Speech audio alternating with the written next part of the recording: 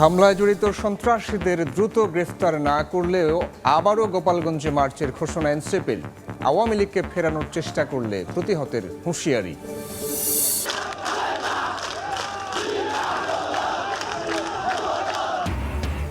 আইনশৃঙ্খলা অবনতির প্রতিবাদে সারা দেশে যুবদলের বিক্ষোভ। যে কোনো ষড়যন্ত্র রুখতে সবাইকে ঐক্যবদ্ধ থাকার আহ্বান নেতাদের। সহিংসতার জেরে থমথমে গোপালগঞ্জ। সেনা বিজিবির সঙ্গে নৌবাহিনীর টহল। আটক ২০। হামলার ঘটনা তদন্তে ৩ সদস্যের কমিটি। জড়িত কাউকে ছাড় না দেওয়ার হুঁশিয়ারি।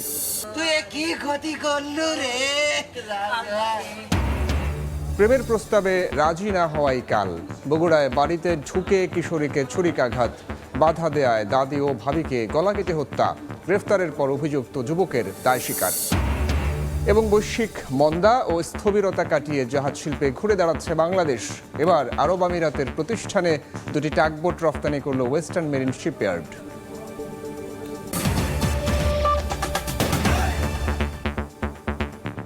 বাংলা সময়ের সঙ্গে আছি আমি সাইফুল রুদ্র। জুলাই পদযাত্রায় হামলায় জড়িত সন্ত্রাসীদের দ্রুত গ্রেফতার না করলে আবারও গোপালগঞ্জে মার্চ করার ঘোষণা দিয়েছেন এনসিপির আহ্বায়ক নাহিদ ইসলাম। একই সঙ্গে গোপালগঞ্জ সহ সারা দেশকে মুজিববাদ মুক্ত করার হুঁশিয়ারি দেন তিনি। আওয়ামী লীগকে গণতন্ত্রের হত্যাকারী উল্লেখ করে তাদের ফিরিয়ে আনার ষড়যন্ত্র হলে প্রতিহত করার কথা জানান এনসিপি নেতারা। ফরিদপুর এনসিপির জুলাই পদযাত্রার শেষে পথসভায় একথা বলেন তারা।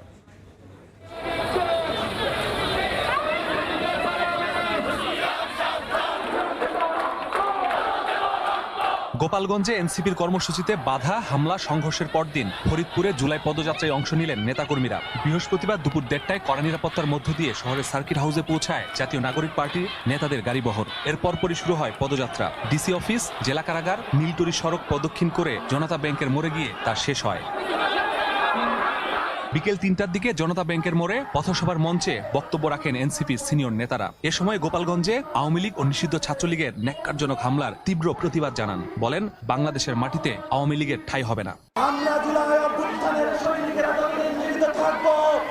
বাংলাদেশে আওয়ামী লীগের কোন স্থান হবে না, হবে না, হবে না। আওয়ামী লীগের সন্ত্রাসীরা তারা জঙ্গিবাদের দীক্ষা নিয়ে এনসিপি এবং অভ্যুত্থানের নেতাদের উপরে মরণঘাতী আক্রমণ করার চেষ্টা করেছে। গোপালগঞ্জের মাটিতে মুজিববাদ, মুর্দাবাদের স্লোগানকে তারা দমিয়ে রাখতে পারে না। দলের আহ্বায়ক নাহিদ ইসলাম বলেন, এনসিপি শান্তিপূর্ণ রাজনীতিতে বিশ্বাস করে বলেই গোপালগঞ্জ থেকে ফিরে এসেছে। হামলাকারীদের দ্রুত গ্রেপ্তার করা না হলে গোপালগঞ্জে গিয়ে মুজিববাদ মুক্ত করার হুঁশিয়ারি দেন তিনি। গোপালগঞ্জের সাধারণ মানুষের পাশে আমরা আছি।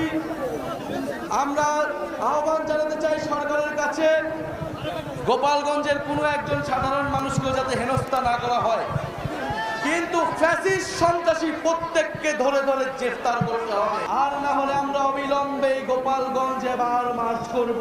বিচার আদায় না করে আমরা রাজপথ থেকে উঠে যাব না। পথসভার সঞ্চালনায় মৃত্যুকে ভয় পান না বলে সাফ জানিয়ে দেন উত্তরাঞ্চলের মুখ্য সংগঠক সার্জিস আলম। আরেক মুখ্য সংগঠক হাসনাত আবদুল্লাহর স্লোগানের মাধ্যমে শেষ হয় ফরিদপুরের কর্মসূচি।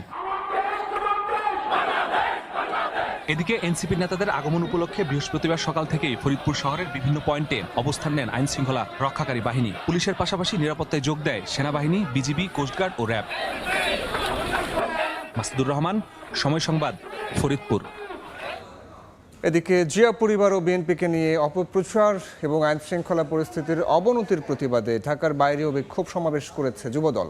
এ সময় দেশের বিরুদ্ধে ষড়যন্ত্র রুখিয়ে দিতে সবাইকে সচেতন থাকার আহ্বান জানান সংগঠনটির নেতাকর্মীরা।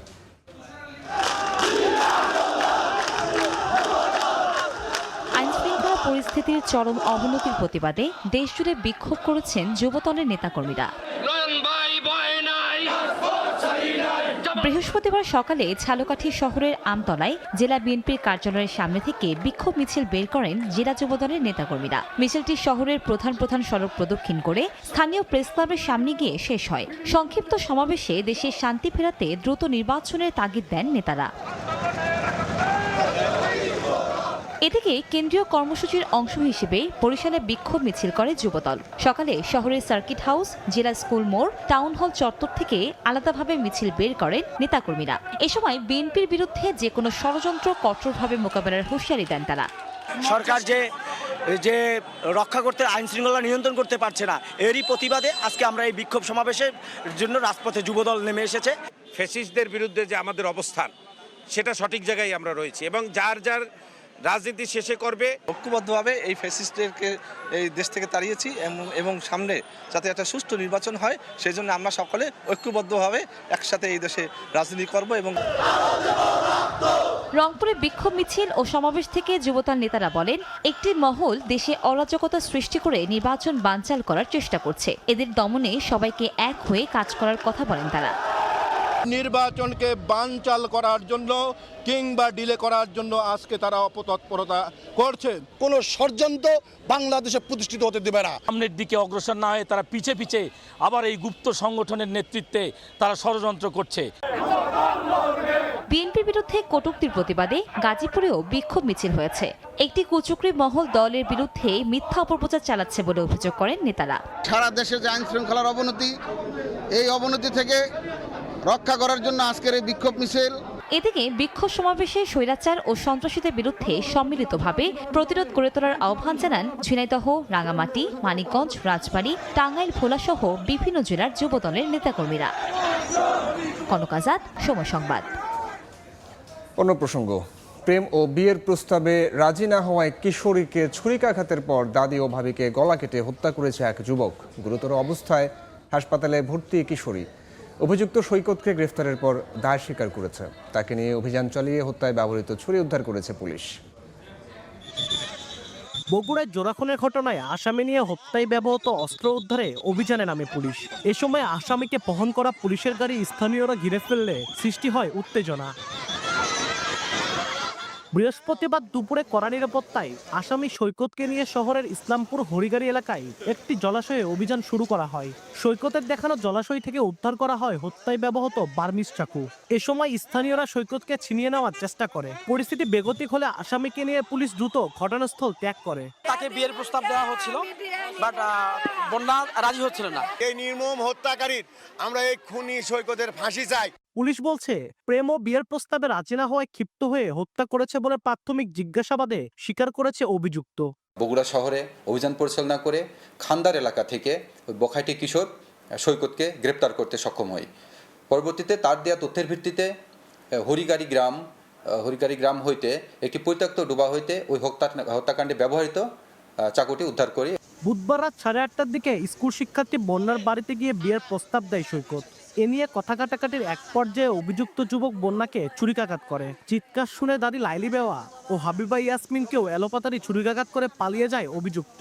পরে স্বজনরা তাদের উদ্ধার করে বগুড়া শহীদ জিয়াউর রহমান মেডিকেল কলেজ হাসপাতালে নিলে চিকিৎসক লাইলি বেওয়া ও হাবিবাকে মৃত ঘোষণা করেন।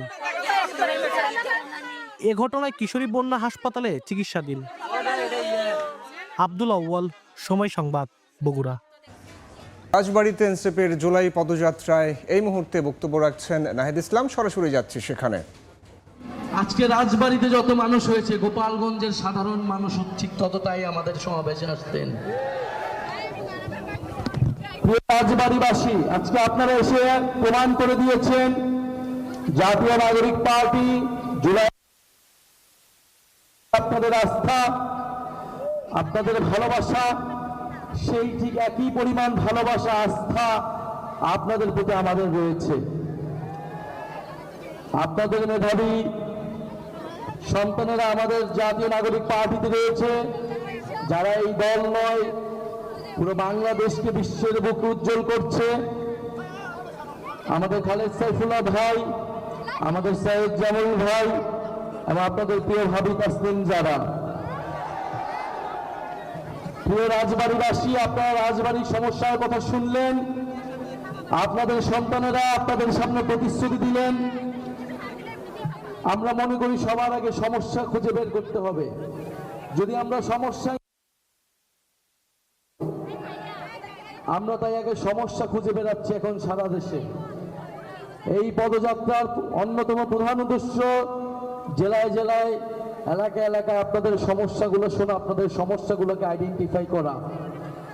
আপনাদের সমস্যার সমাধানের রাজনীতি আমরা করতে চাই।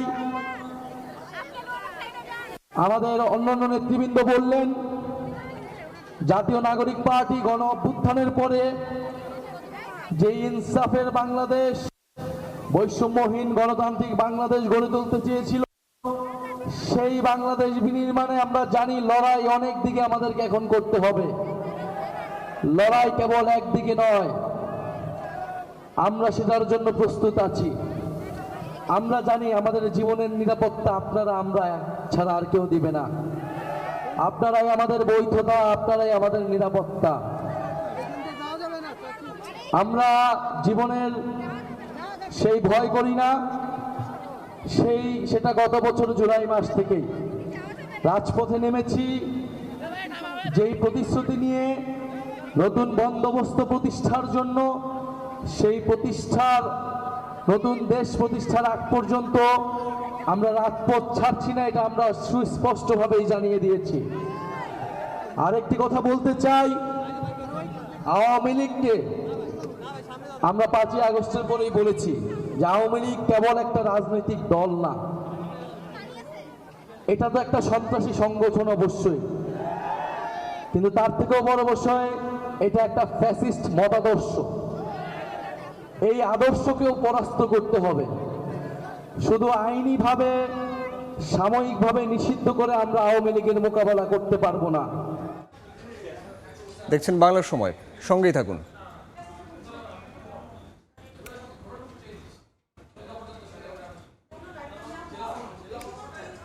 দর্শক, গোপালগঞ্জে কাল দুপুর 12টা পর্যন্ত কারফিউ বহাল থাকবে। 2 ঘন্টা শিথিলের পর 2টা থেকে সন্ধ্যা 6টা পর্যন্ত আবারও কারফিউ জারি।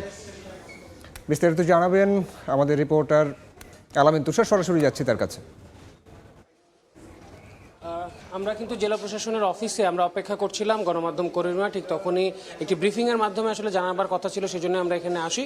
ঠিক তখনই কিন্তু এই যে ঘোষণাটা আসে যে আবারও এই কারফিউ গোপালগঞ্জ শহরে এই যে জেলায় বাড়ানোর ব্যাপারটা, এবং সেখান থেকে আনুষ্ঠানিকভাবে ঘোষণা না আসলেও তারা আসলে আমাদেরকে যে মিডিয়া সেলের যে জায়গা আছে সেখান থেকে তারা আসলে আমাদেরকে জানিয়েছেন।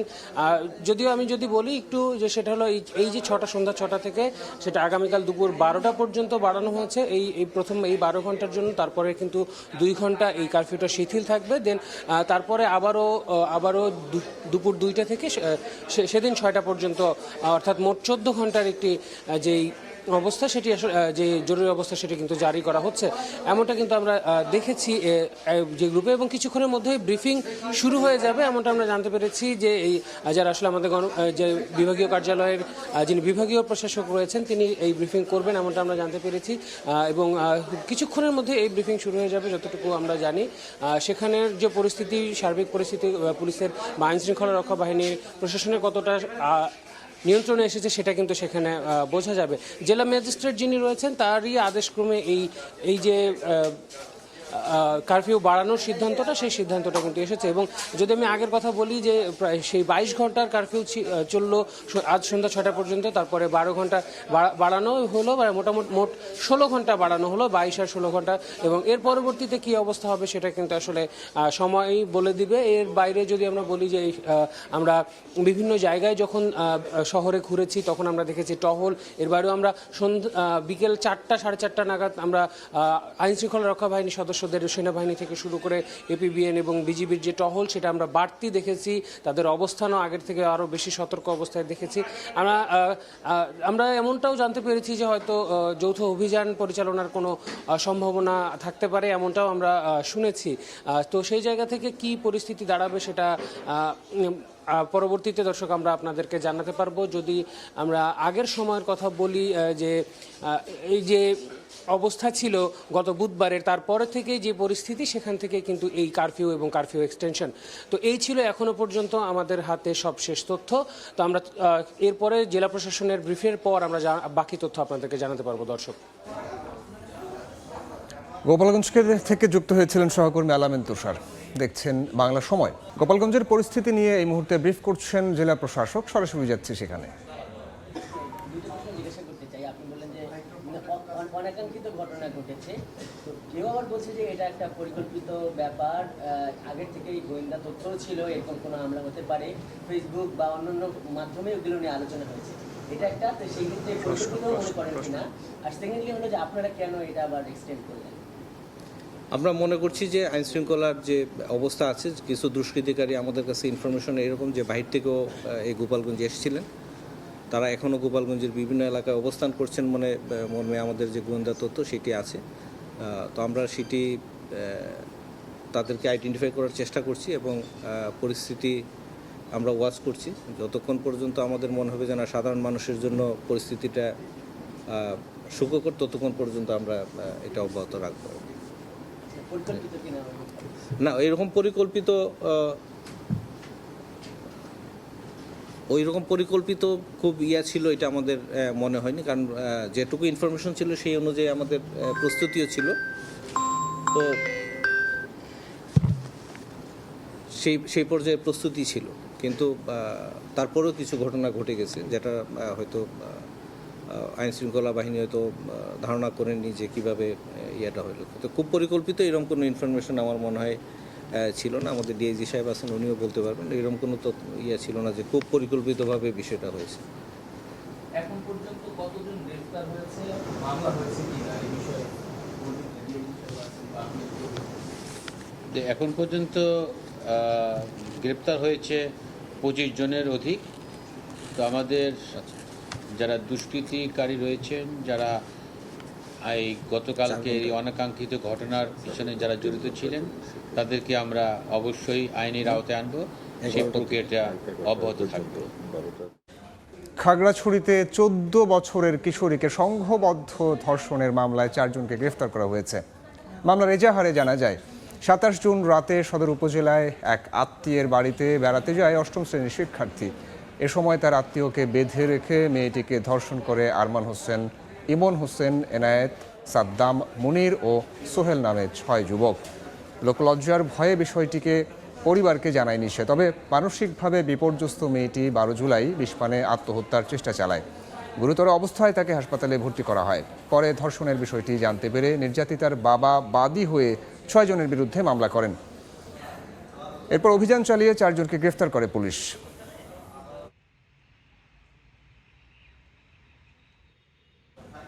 কিশোরগঞ্জে ব্যবসায়ী সৈয়দ আলী হত্যা মামলায় 13 জনের যাবজ্জীবন কারাদণ্ড দিয়েছেন আদালত। দুপুরে সিনিয়র জেলা ও দায়রা জজ আদালতের বিচারক মোহাম্মদ নুরুল আমিন বিপ্লব এই রায় ঘোষণা করেন।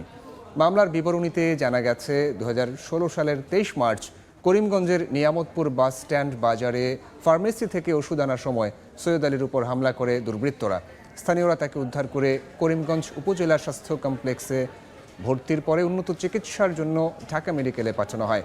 চিকিৎসাধীন অবস্থায় 29 মার্চ মৃত্যু হয় সৈয়দ আলীর। এই ঘটনায় 25 মার্চ নিহতের বড় বোন করিমগঞ্জ থানায় 17 জনের নামে হত্যা মামলা করেন।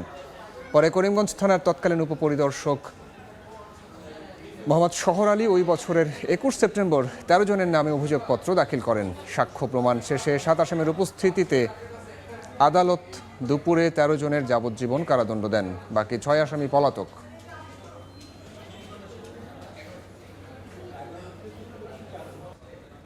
ঢাকা বিশ্ববিদ্যালয়ের টিএসসি অডিটোরিয়ামে ছাত্রদলের স্মরণ সভায় বক্তব্য রাখছেন বিএনপি মহাসচিব মির্জা ফখরুল ইসলাম আলমগীর। সরাসরি যাচ্ছি সেখানে। রাষ্ট্রের অবসান দেখেছি, আরেকটি রাষ্ট্রের সূচনা দেখেছি, আমরা একটা মুক্তিযুদ্ধ দেখেছি। আমরা স্বৈরাচারের বিরুদ্ধে গণতন্ত্রের পক্ষে আন্দোলনের জন্য ঢাকা বিশ্ববিদ্যালয়ের একটা যে মরণপূর্ণ সংগ্রাম, সেই সংগ্রাম দেখেছি। প্রিয় সহকর্মীবৃন্দ, বলছি এই জন্যে যে আমরা সবাই একসাথে কাজ করেছি। আজকে দীর্ঘ সংগ্রামের পরে জনগণকে তার ক্ষমতায়নের জন্যে, তার গণতান্ত্রিক অধিকার ফিরিয়ে যাওয়ার জন্যে আমরা দীর্ঘকাল লড়াই করেছি।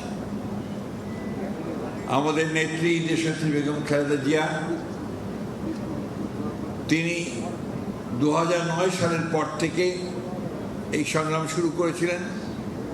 বিশেষ করে তত্ত্বাবধায়ক সরকার বিধান বাতিল হওয়ার পরে তিনি সেই সংগ্রামকে আরো জোরদার করেছিলেন। এরপরে তাকে গ্রেফতার করা হয় 2008 সালে এবং তিনি কারাগারে যাওয়ার পরে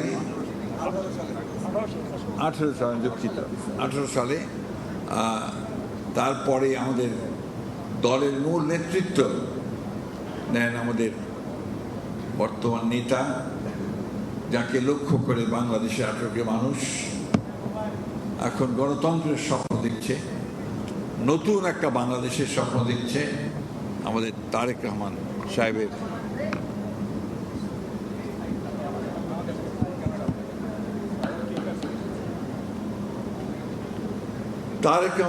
নেতৃত্বে আমরা সেই গণতন্ত্রের আন্দোলন করেছি এবং সফল হয়েছি। আমি অতীতের আলোচনায় খুব বেশি যাব না। আমরা এই দীর্ঘ 15 বছরে একটি গণতান্ত্রিক দল, বাংলাদেশ জাতীয়তাবাদী দল, আমার জানা নেই পৃথিবীর ইতিহাসে কোনো লিবারেল ডেমোক্রেটিক পার্টি এত ত্যাগ স্বীকার করেছে কিনা। এর 60 লক্ষ মানুষের বিরুদ্ধে মিথ্যা মামলা হয়েছে, প্রায় 1700 নেতা কর্মীকে গুম করা হয়েছে। এই গুম শব্দটা আগে আমরা জানতাম না। আমরা ল্যাটিন আমেরিকার ইতিহাস পড়তাম, তখন শুনতাম যে সেখানে এনফোর্সড ডিসঅ্যাপিয়ারেন্স হয়। কিন্তু বাংলাদেশে আমরা সচক্ষে সেটা দেখলাম এই ফ্যাসিস্ট হাসিনা সরকারের অধীনে। আমাদের প্রায় 20,000 নেতা কর্মীকে এক্সট্রা জুডিশিয়াল কিলিং এবং বিভিন্নভাবে হত্যা করা হয়েছে। ঢাকা বিশ্ববিদ্যালয়ের টিএসসি অডিটোরিয়ামে ছাত্রদলের স্মরণ সভায় বক্তব্য রাখছেন মির্জা ফখরুল ইসলাম আলমগীর। এতক্ষণ ছিলাম সেখানে। জাতীয় নাগরিক পার্টি নেতাদের ইঙ্গিত করে ফেসবুকে ট্রল করার অভিযোগে দিনাজপুরের অতিরিক্ত পুলিশ সুপারকে প্রত্যাহার করা হয়েছে। বুধবার রাত 9টার দিকে ফেসবুক পোস্টের জেরে তাকে প্রত্যাহার করা হয় বলে জানান পুলিশ সুপার মোহাম্মদ মারুফাত হোসাইন। এদিকে সকাল থেকেই অতিরিক্ত পুলিশ সুপার মুশফিকুর রহমানকে গ্রেফতারের দাবিতে জেলা পুলিশ সুপারের প্রধান ফটকে অবস্থান নিয়ে বিক্ষোভ সমাবেশ করেন বৈষম্য বিরোধী ছাত্র আন্দোলনের নেতারা। দেখছেন বাংলা সময়। ঝালকাঠিতে শিক্ষার্থীদের অংশগ্রহণে জুলাই গণ অভ্যুত্থানের বর্ষপূর্তি পালন উপলক্ষে গ্রাফিতি ও চিত্রাঙ্কন প্রতিযোগিতা অনুষ্ঠিত হয়েছে। সকালে নলছিটি উপজেলা প্রশাসনের উদ্যোগে এই প্রতিযোগিতার আয়োজন করা হয়। অনুষ্ঠানের সভাপতিত্ব করেন উপজেলা নির্বাহী কর্মকর্তা মোহাম্মদ নজরুল ইসলাম। প্রতিযোগিতার শেষে বিচারকদের রায়ের ভিত্তিতে বিজয়ীদের মাঝে পুরস্কার বিতরণ করা হয়। বাংলা সময়ের শীর্ষ সংবাদগুলো জানাবো আরও একবার।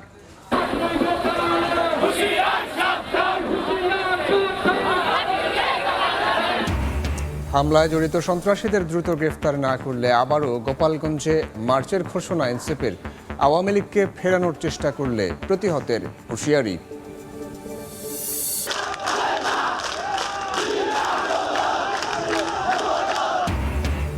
আইন শৃঙ্খলা অবনতির প্রতিবাদে সারা দেশে যুবদলের বিক্ষোভ। যে কোনো ষড়যন্ত্র রুখতে সবাইকে ঐক্যবদ্ধ থাকার আহ্বান নেতাদের। এবং সহিংসতার জেরে থমথমে গোপালগঞ্জ। সেনা বিজিবির সঙ্গে নৌবাহিনীর টহল। আটক 20। হামলার ঘটনা তদন্তে 3 সদস্যের কমিটি। জড়িত কাউকে ছাড় না দেওয়ার হুঁশিয়ারি। এই ছিল বাংলা সময়ে। সঙ্গে থাকুন সময়ে।